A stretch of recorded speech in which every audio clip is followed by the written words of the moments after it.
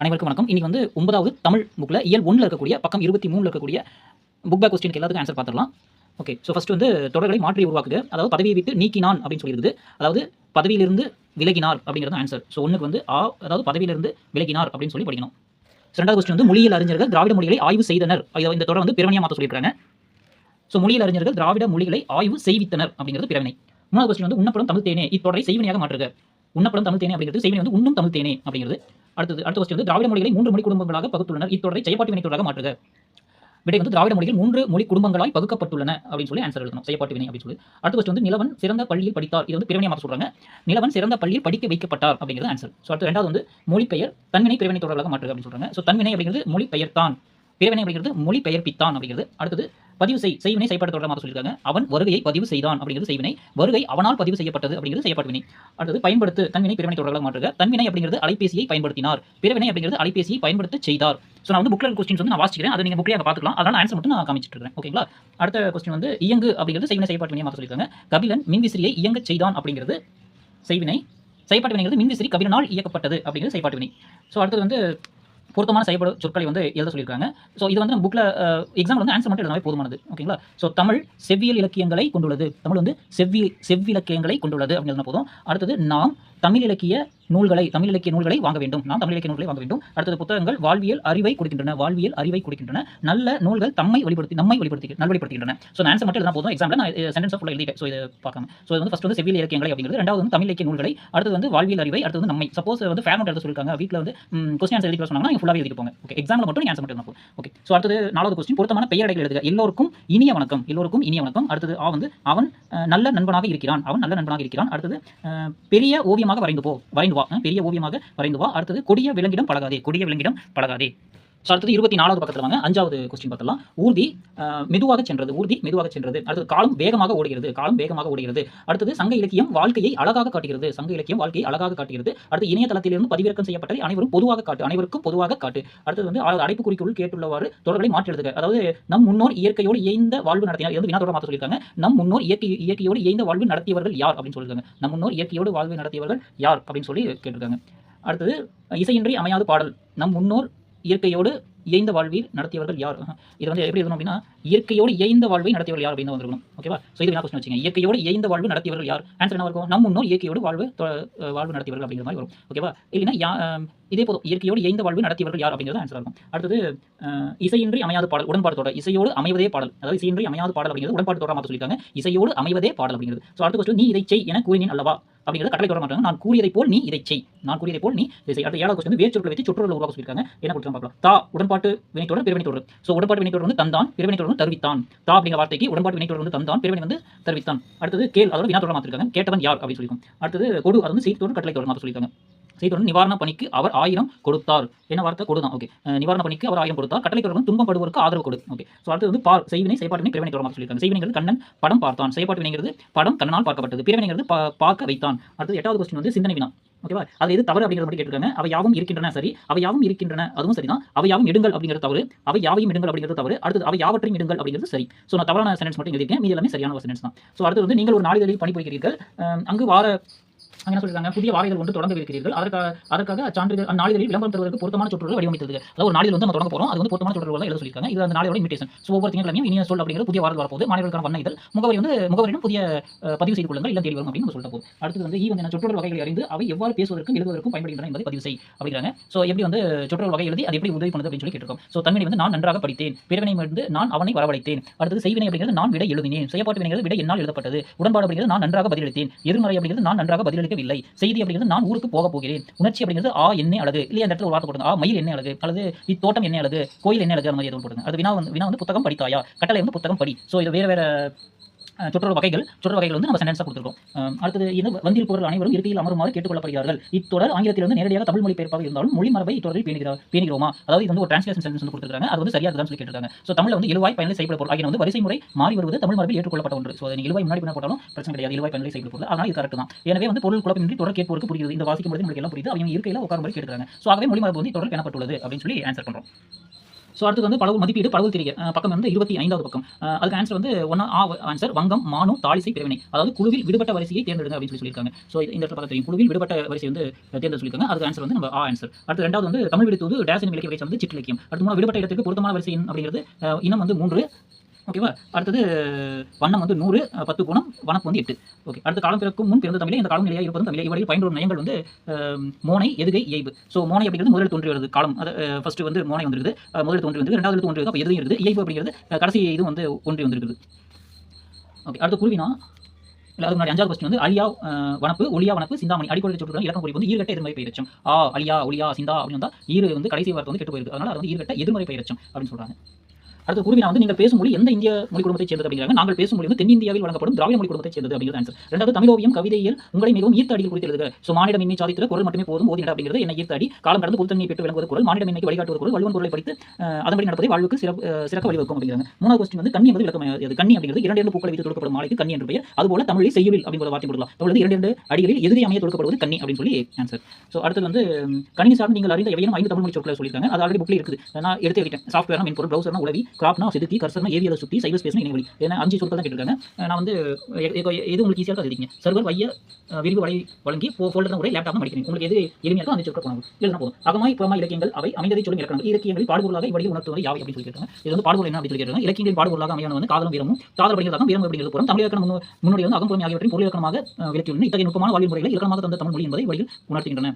அடுத்து 6வது கொஸ்டின் வந்து செய்வினை செயல்பாட்டு வினையாக மாற்றும் துணைவினைகள் 2 வந்து எடுத்துக்காட்டு. துணைவினைகள் நான் என்ன சூஸ் பண்ணினா படு ஆயிற்று. ஸோ படு அப்படிங்கிறது வந்து குமரன் ஓவியம் வரைந்தான் செய்வினை, ஓவியம் குமரன் வரையப்பட்டது அப்படிங்கிறது செயல்பாட்டு வினை. ஸோ படு அப்படிங்கிறது வந்து துணைவினை, வீடு கட்டினார் அப்படிங்கிற செய்வினை, வீடு கட்டி ஆயிற்று அப்படிங்கிறது செயல்பாட்டு வினை, ஆயிற்று அப்படிங்கிறது துணைவினை. அடுத்தது 7வது கொஸ்டின் வந்து வீணையோடு வந்தால் கிளியே பேசு தொடரோட வகைகளை சுற்றி. வீணையோடு அப்படிங்கிறது ஓடு அப்படிங்கிறது வேற்றுமை உருவு பெற்று வந்து இது வந்து வேற்றுமை தொடர் அப்படிங்கிறாங்க. வீணையோடு ஓடு வந்துருக்கு இல்லையா. அது கிளியே அப்படிங்கிறது கிளியே அப்படின்னு விழித்தொடர், அதாவது விழித்தொடர் வந்து வந்திருக்கு. ஸோ அடுத்து சிறுவினால் வந்து சங்க இலக்கியத்தில் காணப்படும் கடலுக்குரிய சொற்கள் வந்து எவ்வாறு மாற்றம் பெற்றுள்ளது அப்படின்னு சொல்லி கேட்டிருக்காங்க. கிரேக்க சொற்கள் வந்து எப்படி மாறுபாடு அடைஞ்சிருக்குன்னு கேட்டிருக்காங்க. ஸோ 1வது குருவினாக்கு இது ஆன்சர். இந்த சைடு வந்து டேபிள்ஸ் மாதிரி போட்டுருங்க. கிரேக்க மொழி ஒரு சைடு, தமிழ் மொழி ஒரு சைடு. எரிதிரை அப்படின்னு எரிதிரான் அப்படிங்கிறது, கலன் அப்படிங்கிறது கலை, கோய் அப்படிங்கிறது கிரேக்கம், அதாவது பிராக்கெட்ல இருக்கிறது எல்லாமே கிரேக்க மொழி, பிராக்கெட் வெளியில் இருக்கிறது எல்லாமே தமிழ் மொழி. ஸோ எரிதிரான் இங்கே வந்து தமிழ், இங்கே வந்து கிரேக்கம், அல்லது கிரேக்கம் தமிழ் அப்படின்னு போட்டு அந்த மாதிரி எழுதுங்க. தோனி அப்படிங்கிறது தமிழ், தோனிஸ் அப்படிங்கிறது கிரேக்கம், அவ்வளோதான். நாயு அப்படிங்கிறது கிரேக்கம், நாவாய் அப்படிங்கிறது தமிழ், நீர் அப்படிங்கிறது தமிழ், நீரியோஸ் அப்படிங்கிறது கிரேக்கம். ஸோ 1 2 3 4 5 6 7 இருக்கு. ஸோ அப்படியே டேபிள்ஸ் மாதிரி போட்டுக்கலாம். ஸோ இது ஆன்சர் வந்து 15வது பக்கத்தில் இருக்கு. அடுத்து 2வது கொஸ்டின் வந்து சிறுவினாவில் தமிழ் மொழி திராவிட மொழி பிரிவுகள் யாவை, அவற்றுள் உங்களுக்கு தெரிந்த மொழியின் சிறப்பியல்புகளை விளக்குக. ஸோ திராவிட இது வந்து 8வது பக்கம் 3வது பக்கத்தில் இருக்கு. திராவிட மொழிகள் வந்து தென்திராவிடம், நடுத்திராவிடம், வடதிராவிட மொழியில் 3ஆக வகைப்படுத்தப்பட்டுள்ளது. ஸோ அது வந்து வகையை வந்து அந்த 3வது பேஜில் இருக்கு. அதோட ஏதாவது உங்களுக்கு தெரிந்த மொழியோட சிறப்பியல்பு கேட்கலாம். தமிழ் வந்து தொன்மை இலக்கண இலக்கிய வளங்கள் மிக்கது அப்படின்னு போடலாம். மலையாளத்தில் வந்து கேரள லட்சத்தில் வந்து பேசப்படுகிறது அப்படிங்கிறது பேசிக்கலாம், எழுதிருங்க. அடுத்து 3 என்ன பேர் வந்து பிற திராவிட மொழி எவ்வாறு இடம்பெற்றுள்ளது அப்படின்னு கேட்டிருக்காங்க. ஸோ இது வந்து 4வது பக்கத்தில் இருக்கு. பிற மொழிகள் பேர் இருக்கு. 3 அப்படிங்கிறது தமிழ், 3 அப்படிங்கிறது மலையாளம், 3 அப்படிங்கிறது தெலுங்கு, 3 கன்னடம், 3G அப்படின்னா துளு. ஸோ 4வது கொஸ்டின் வந்து காலந்தோறும் தமிழ் மொழி தன்னை எவ்வாறு புதுப்பித்துக் கொள்கிறது அப்படின்னு. ஸோ இந்த ஆன்சர் வந்து எழுதியிருக்கேன். தனித்தியங்க மாற்றல் பெற்றது தமிழ், அகழ்வாய்வு மூலம் தமிழ் மேன்மை விளங்குகிறது. அறிவியல் துறை சார்ந்த புதிய கண்டுபிடிப்புகளுக்கு ஏற்ற தமிழ் சொல் உருவாக்கப்படுகின்றன. தேவைப்படும் பிறமொழி சொற்களை தமிழகம் செய்து அகராதி இடம்பெற செய்கிறது. ஸோ 4 பாயிண்ட் இருந்தால் போதும். வேறு ஏதாவது எக்ஸ்ட்ரா பாயிண்ட் இருந்தாலும் நீங்கள் பார்த்துக்கலாம். ஸோ அடுத்து வளரும் செல்வம் உரையாடலில் 5வது கொஸ்டின் வளரும் செல்வம் உரையாடலில் குறிப்பிடப்படும் பிறமொழி சொற்களை தொகுத்து அவற்றுக்கு இணையான தமிழ் சொற்களை பட்டியலிட சொல்லி. ஸோ இது வந்து 13வது பக்கத்தில் இருக்கு. ஸோ என்ன சொல்ல பிறமொழி சொற்களுக்கு இணையான தமிழ் சொல். ஸோ இதில் அப்படியே நீங்கள் 1 2 3 4 5 6 ஸோ ஏற்கனவே குறிப்பிட்ட படிச்சிருக்கோம் இல்லையா. ஸோ இதில் உங்களுக்கு எது ஈஸியான வார்த்தை இருக்கோ ஒரு 6 படிச்சிங்க, அவ்வளோதான். சாஃப்ட்வேர் மென்பொருள், ப்ரௌசர் உலகி, கிராப் செதுக்கி, கர்சர் ஏவியலை சுற்றி, சைபர் ஸ்பேஸ் இணையவழி, சர்வர் வைய விரிவு வழங்கி, ஃபோல்டர் உரை லேப்டாப் மடிக்கணினி. அடுத்து 6வது கொஸ்டின் தன்வினை பிறனை எடுத்துக்காட்டுடன் வேறுபடுத்தி காட்டுது. ஸோ ஃபர்ஸ்ட் தன்வினை என்ன எழுதணும். எழுவாய் வந்து ஒரு வினையை செய்தால் அது தன்வினை எனப்படும் அப்படின்னு போட்டு அவன் திருந்தினான் அப்படின்னு போடுங்க. அடுத்தது பிறவினை, எழுவாய் ஒரு வினையை செய்ய வைத்தால் அது பிறவினை, அவன் திருந்த செய்தான் அப்படிங்கிறது. இது 19வது பக்கத்தில் இருக்கு. அதாவது அது என்ன அப்படின்னு எழுதிட்டு ஒரு உதாரணம், பிறவினை என்ன எழுதிட்டு அதுக்கு ஒரு உதாரணம். ஸோ 7வது கொஸ்டின் புதுக்கோளம் புனித தமிழ் வளர்ப்பா உங்கள் பங்கினை வந்து என்ன அப்படி சொல்லி கேட்டிருக்காங்க, எப்படி தமிழ் வளர்க்குறது. ஸோ நான் சிம்பிளாக ஒரு 4 பாயிண்ட் கொடுத்துருக்கேன். வேறு ஏதாவது சிம்பிளாக இருந்தாலும் நீங்கள் பார்த்துங்க. தமிழ் வளர்ச்சிக்கு எனக்கு பங்களிப்பு, தமிழ் வழி கல்வி ஆதரிப்பேன், தமிழ் பெயர் சூட்ட முனைவேன், விண்ணப்பங்களை தமிழ் நிரப்புவேன், தமிழ் அறிந்தோறும் தமிழ் பேசுவேன் அப்படிங்கிறது.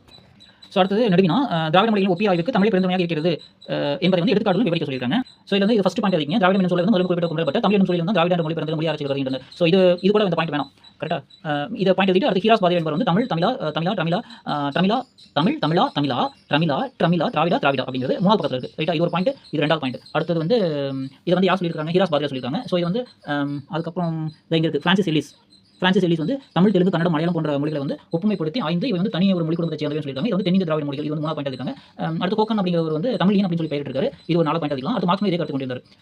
அதுக்கப்புறம் இந்த இது இருக்கு அடிச்சொல் திராவிட மொழிகள். ஸோ எப்படி வேறுபடுது அப்படிங்கிறத எழுதிக்கலாம். அடிச்சொற்களுக்கும் பொதுவாக சொற்கள், அப்புறம் வந்து எண்ணு பெயர்களுக்கும் எழுதிக்கலாம். ஸோ இது 2 பாயிண்ட். அப்போ குண்டல பட்டர் ஒரு பாயிண்ட், ஹீராஸ் பாதிரியார் ஒரு பாயிண்ட், பிரான்சிஸ் எலிஸ் ஒரு பாயிண்ட், ஹோக்கன் அப்படிங்கிற ஒரு பாயிண்ட், மேக்ஸ் மில்லர் ஒரு பாயிண்ட். அப்புறம் அங்கே இந்த அடிச்சொல் திராவிட மொழிகள் எண்ணு பெயர், இவ்வளோ தான் அந்த கொஸ்டின் ஆன்சர். ஸோ நெக்ஸ்ட் 2வது கொஸ்டின் தமிழில் தூது அனுப்ப தமிழை சேர்ந்தது என்பதற்கு தமிழ் தூது காட்டும் காரணம் என்னன்னு சொல்லிட்டு இருக்காங்க. ஸோ தமிழக சிற்றகை தூது சந்தி இலக்கியம் இதெல்லாம் எழுதலாம். பட் இதை வைத்து எழுதிங்க. தமிழ் விடுத்து வந்து மதுரையில் கோவில் கொண்டிருக்கும் சொக்கநாதர் மீது காதல் கொண்ட பெண் ஒருத்தி தன் காதலை கூறுமாறு தமிழ் மொழியை தூது விடுவதாக அமைந்துள்ளது அப்படின்னு எழுதிட்டு, ஸோ அது வந்து ஃபர்ஸ்ட் பாயிண்ட் எழுதிருங்க. அதுக்கப்புறம் வந்து ஏன் தமிழ் தூது விடுறோம் அப்படிங்கிறதுக்கான ஆன்சர் எழுதணும். இயல் இசை நாடகம் என மூன்றாய் சிறந்து விளங்குவது தமிழ் அப்படின்னு சொல்லுவாங்க. அதாவது விளங்கும் என் தமிழ் அப்படிங்கிறது விளங்குவது தமிழ் அப்படிங்கிறது விளங்குவது தமிழ் அப்படின்னு எழுதுங்க. அடுத்து அறிவால் உண்ணப்படும் தேன் அப்படிங்கிறது தமிழ் அப்படின்னு எழுதுங்க. அடுத்து குறவஞ்சி பல்லு என்ற நூல்களை பாடிய புலவர் சிறப்பித்துக் கொள்கின்றனர் அப்படின்னு எழுதுங்க. அடுத்து தாலிசை துறை விருத்தம் அப்படின்னு என்னும் மூப்பாவினங்களையும் உறவு கொண்டுள்ளது அப்படின்னு உறவு உள்ளது அப்படின்னு சொல்லிடுங்க. அடுத்து சிந்தாமணியாய் உள்ளது தமிழ் அப்படின்னு சொல்லி எழுதுங்க. அடுத்து வந்து 10 செறிவு தெளிவு சமநிலை இன்பம் ஒளிசை உயிர்த்தெழு பொறுமை காந்தம் வழி சமாதி அப்படின்னு 10 குணங்கள் கொண்டது தமிழ் அப்படின்னு எழுதுங்க. குறிநெடில் அகவல் தூங்கல் தூங்கிசை வண்ணம் முதலாக இடைநிலையினராக ஈராக 100 வண்ணங்களை கொண்டுள்ளது தமிழ் மொழி அப்படின்னு எழுதுங்க. அடுத்து 9 சுவைகளை பெற்றுள்ளது தமிழ் மொழி அப்படின்னு எழுதிட்டீங்கன்னா ஓகே நம்ம முடிச்சது. ஸோ இதுக்கான கொஸ்டின்ஸ் வந்து ஃபர்ஸ்ட் இந்த பாயிண்ட் எழுதுங்க, தமிழ் தூது அதோட எக்ஸ்பிளனேஷன். அதுக்கப்புறம் ஏன் வந்து தமிழ் சாய்ஸ் எடுத்துங்கிறதுக்காக இயற்கை நாடகம் ஒரு பாயிண்ட், அறிவு ஒரு பாயிண்ட், குறவஞ்சி பல்லு அப்படிங்கிற ஒரு பாயிண்ட், மூவை பாவினம் அப்படிங்கிற ஒரு பாயிண்ட், சிந்தாமணியா இருக்குது அப்படிங்கிறது அதாவது சிந்தாமணியாய் இருப்பது தமிழ் அப்படின்னு சொல்றாங்க. கெடாத மணி போன்ற இருக்குது அப்படின்னு சொல்றாங்க. அடுத்தது 10 குணங்கள் வந்து ஒரு பாயிண்ட், அடுத்து 100 வண்ணங்களை கொண்டது ஒரு பாயிண்ட், அதுக்கப்புறம் 9 சுவைகள் வந்து ஒரு பாயிண்ட். அவ்வளவுதான். ஸோ அடுத்து படித்து சுவைகள் தான் பிரச்சனை. அடுத்து லிங்குவிஸ்டிக்ஸ் அப்படின்னா மொழியியல், லிட்டரேச்சர் அப்படின்னா இலக்கியம், ஃபிலோஜிஸ்ட் அப்படின்னா தத்துவியலாளர், ஃபோலிகாட் அப்படிங்கிறது பன்மொழியாளர் அப்படின்னு படிக்கணும். ஃபோனோலஜிஸ்ட் அப்படின்னா ஒளிச்சின்ன வல்லுநர், ஃபோனோலஜிஸ்ட் அப்படின்னா ஒளிச்சின்ன வல்லுநர், ஃபோனடிக்ஸ் அப்படின்னா ஒளியியல், ஃபோனடிக்ஸ் அப்படின்னா ஒளியியல். இது லிங்குவிஸ்டிக்ஸ், லிட்டரேச்சர், ஃபிலோஜிஸ்ட், பாலிகாட், ஃபோனோலஜிஸ்ட், இது ஃபிலோஜிஸ்ட், இது ஃபோனோலஜிஸ்ட், ஃபோனடிக்ஸ். அடுத்தது இந்திய மொழியில் 3000 பேருக்கு தமிழ் திகழ்கிறது அப்படின்னு வைதேகி நாளை நடவரும் கவிதை கலந்து கொள்வாள் அப்படின்னு எழுதணும். அடுத்தது உலகில் 3000 மொழிகள் பேசப்படுகின்றன. அடுத்தது குழந்தைகள் அனைவரும் சுற்றுலா செல்கின்றனர், தவறுகளை திருத்திக் கொள்வோம் அப்படின்னு எழுதிருக்காங்க. ஸோ அடுத்தது பழமொழி தொடர்க்கான ஆன்சர் வந்து இளமையில் கல்வி சிலைமேல் எழுத்து. இது வந்து பக்கம் எண் 28. இளமையில் கல்வி சிலைமேல் எழுத்து, சித்திரமும் கைப்பழக்கம் செந்தமிழும் நாப்பழக்கம் எழுதுங்க. கல்லாடம் படித்தவரோடு சொல்லாடாதே அப்படிங்கிற ஆன்சர். கட்டோருக்கு சென்ற இடமெல்லாம் சிறப்பு அப்படிங்கிறது தான். ஸோ அடுத்தது மொழியோட விளையாடு. அகராதி நயவாமை அப்படின்னா விரும்பாமை அப்படின்னு அர்த்தம். கிளத்தல் அப்படின்னா புலம்பட கூறுதல். கேள்வு அப்படின்னா நன்மை. செம்மல் அப்படின்னா பெருமையில் சிறந்தோன். புரிசை அப்படின்னா மதில்.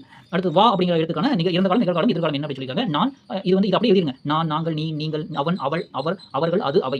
ஓகேவா? 1 2 3 4 5 6 7 8 9 10 இந்த 10 வார்த்தை அப்படியே எழுதிருங்க. அடுத்து இங்க வா அப்படி போட்டுட்டு இறந்த காலம் நிகழ்காலம் எதிர்காலம் இங்க ஃபில் பண்ணிடலாம். வந்தேன் அப்படின்னா இறந்த காலம், நான் வந்தேன். அடுத்து வருகிறேன், நான் வருகிறேன், நிகழ்காலம் வந்துட்டு இருக்கேன். வருவேன், நான் வருவேன் அப்படிங்கிறது. நாங்கள் வந்தோம், நாங்கள் வருகிறோம், நாங்கள் வருவோம். நீ வந்தாய், நீ வருகிறாய், நீ வருவாய். நீங்கள் வந்தீர்கள், நீங்கள் வருகிறீர்கள், நீங்கள் வருவீர்கள். அவன் வந்தான், அவன் வருகிறான், அவன் வருவான். அவள் வந்தாள், அவள் வருகிறாள், அவள் வருவாள். அவர் வந்தார், அவர் வருகிறார், அவர் வருவார். அவர்கள் வந்தார்கள், அவர்கள் வருகிறார்கள், அவர்கள் வருவார்கள். அது வந்தது, அது வருகிறது, அது வரும். அவை வந்தன, அவை வருகின்றன, அவை வரும். ஓகேவா? இது வந்து கொடுத்துருக்கிறது கம்ப்ளீட் பண்ணியாச்சு. அடுத்தது தா, கான், பெரு, நீந்து, பாடு, குடு போன்ற வேர்ச்சொற்களையும் இதே மாதிரி ஃபில் பண்ண சொல்லியிருக்காங்க.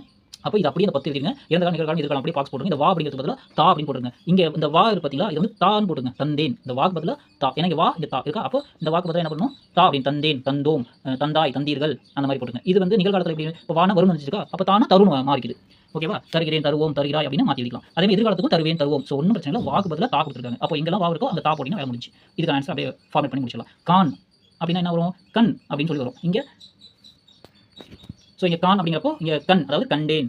இது காண்கிறேன், அதாவது இங்கே கண், இங்கே கான். அவ்வளோதான். இங்கேயும் கான் தான். இங்கே என்ன வருதோ அப்படியே தான் இங்கே வரணும். கான் இது தாக்கு முடிச்சாச்சு. கான் அப்படிங்கிறது கண் அப்படிங்கிறது கண்டேன், கண்டோம், கண்டாய், கண்டீர்கள், கண்டான், கண்டாள், கண்டது, கண்டார், கண்டார்கள், அவர்கள் கண்டார்கள், அது கண்டது, அவை கண்டன அப்படி இருக்கும். நிகழ்காலத்துக்கு வந்து நான் காண்கிறேன், நாங்கள் காண்கிறோம், நீ காண்கிறாய், நீங்கள் காண்கிறீர்கள், அவன் காண்கிறான், அவள் காண்கிறாள், அவர் காண்கிறார், அவர்கள் காண்கிறார்கள், அது காண்கிறது, அவை காண்கின்றன.